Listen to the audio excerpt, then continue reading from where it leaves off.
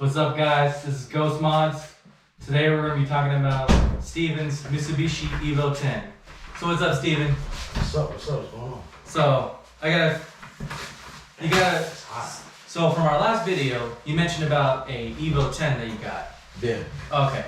So I say the best place we could start with what made you want to get an EVO 10, and how did you get a hold of one? Well, I always wanted an EVO since like Fast and Furious 2. I always wanted an 8, but at the time, obviously, I couldn't even afford an 8. Right. It was hard to come by, clean at the time, so I would settle for DSM, 4G63 motor, more affordable, easy to come around. I think the DSM at that time was cleaner than the EVO 8, like a clean DSM slam, because EVO got the 4-door thing going on. So I kind of budget my way up there until I was able to, do better in life, financially and mentally. And then you had a lot of input on it. Yeah. Because I had the Mazda speed, and I was always telling him man, Logan, I want to get an EVO, I want to get an EVO, I want to get an EVO, and I wanted an 8. And I'm like, damn, the 8s is still running for 20-something thousand, 105, 110,000 miles, 140 modded, and then if it's stock, they want 28, and it's hard. So I'm like, man, and this was what, last year we spoke about it the first time? Yeah. And I'm like, man, I'm not spending $25,000. Let's just say 20. You know what I'm saying? On a car that is 16 years old. Right. 15. That's crazy. It's not even a classic. I mean, to us it is. It's an iconic car. But it's not a legitimate classic car yet. It's not right-hand drive.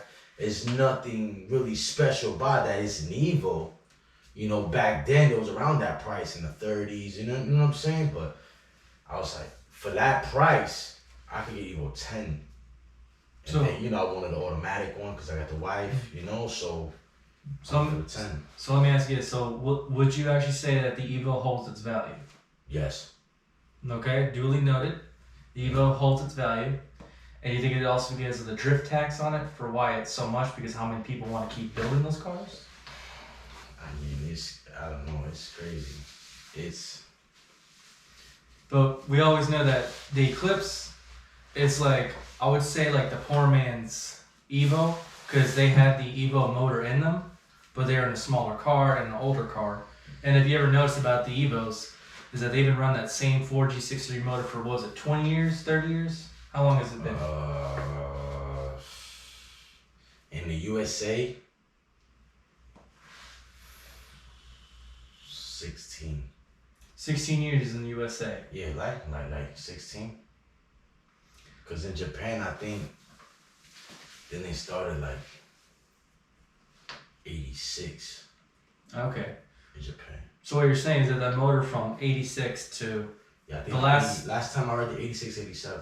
Last time they did an EVO 8, EVO 9, it had the 4G63 in it. So if there ain't nothing wrong with that motor for that many years and they keep using it, then obviously they did something right.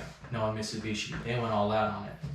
So what can you tell me about the EVO 10 and about the motor in it? What made you want to get that instead of the EVO 8?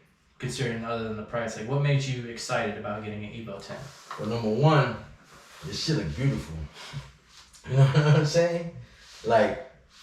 The bad thing about the 10, before we get into all the extra stuff you asked me, tail lamps suck, headlamps suck, it's ugly.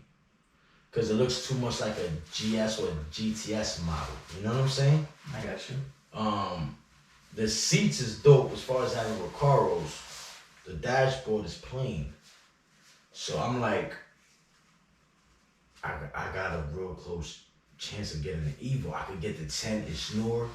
The technology is better on the 4B11 versus the 4G63. I get it. If you're building a track car and you want a Mitsubishi engine, 4G63 is what you want. it's been proven. I mean, look at the Red Demon. We was watching videos last night. Like, these guys, car so damn fast, it's spinning.